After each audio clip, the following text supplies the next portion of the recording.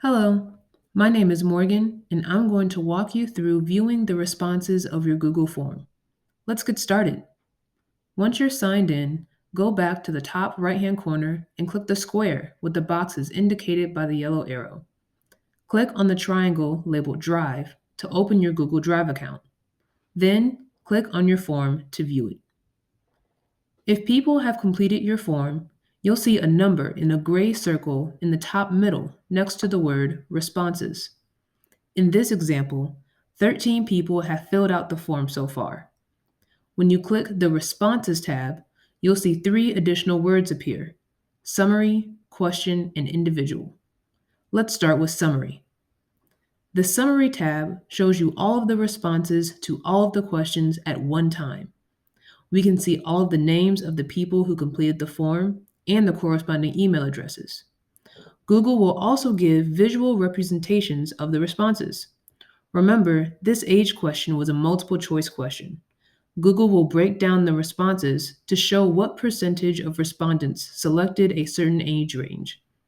If you hover your mouse over a certain color of the pie chart, it will give you the total number of responses for that particular option.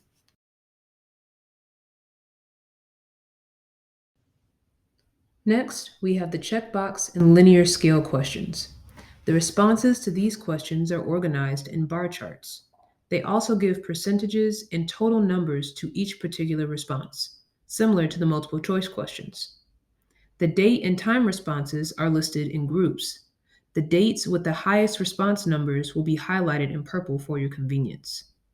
Lastly, the free response or paragraph responses are listed just as they are typed by the respondent. Knowing the response output by Google can be helpful when determining what question type you need when creating a Google form. Let's move on to the Question tab. Here, you'll be able to see the answers to each individual question, rather than all of the responses to all of the questions at one time. If you only want to see responses to one particular question, this tab is perfect.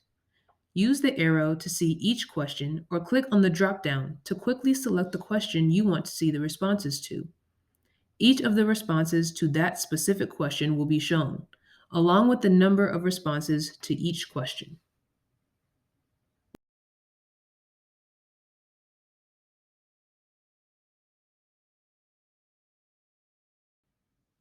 Last but not least is the Individuals tab. Here, you can see the answer to every question one respondent at a time. If you need the answers for a specific respondent, click the Individual tab and click the arrow until you get the person you need. Right above the Individual tab, you'll notice a purple button. As long as the button is purple, your form will be able to accept responses. To stop accepting responses, click the purple button so it turns white. The final way to view your responses is through a spreadsheet. Simply click Link to Sheets right above the purple button. Then click Create in the box. A new spreadsheet will open with all of the questions and all of the responses organized by the time in which they were submitted. If you have a deadline for completing a form, column A will show who submitted on time and who was late. This is automatically included in the spreadsheet. Let's say you want to see the responses according to age. Go to column D, labeled Age, and click the small drop-down triangle on the right side. Even though you're dealing with numbers, click Sort Sheet A to Z. This will rearrange your responses from youngest to oldest. If you'd like to see the responses from oldest to youngest, click the small drop-down triangle on the right-hand side again and select Sort Sheet Z to A. You can do the same thing if you want to see responses according to the alphabetical order of name, geographic location, yes or no questions, or any least to greatest or greatest to least questions.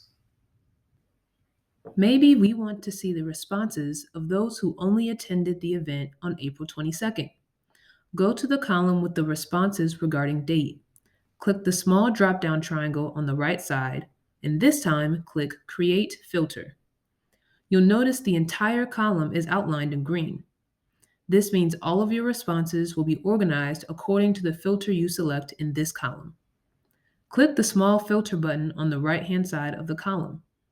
You'll see all of the responses listed in a box. In this list, deselect all of the options except for the April 22nd response. Then click OK.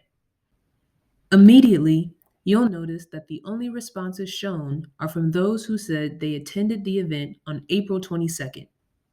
If you want to see the responses from everyone who attended the event in the month of April, go back to the top of your column and click the small filter button on the right-hand side of the column. In the list, select the other April date. Once you've made sure all of the April dates are selected, click OK. Now you can see all of the responses of the people who attended the event in the month of April. To organize the April responses by date, go to the top of your column, click the small drop-down triangle on the right side, and click Sort to Sheet A to Z. Now you can see the responses from all of those who attended in April, from earlier in the month to latest in the month. These tools are useful for organizing responses and making sure you see only what's important to you at that time. To see all of your responses again, go back to the top of your column and click the small drop-down triangle on the right side and click Remove Filter. It's important to remember that you can only have one filtered column at a time.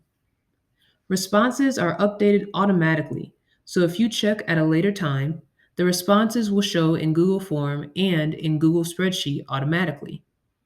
The rest of your spreadsheet contains the remainder of your responses from additional feedback to email address. All of this information is automatically stored in your Google Drive.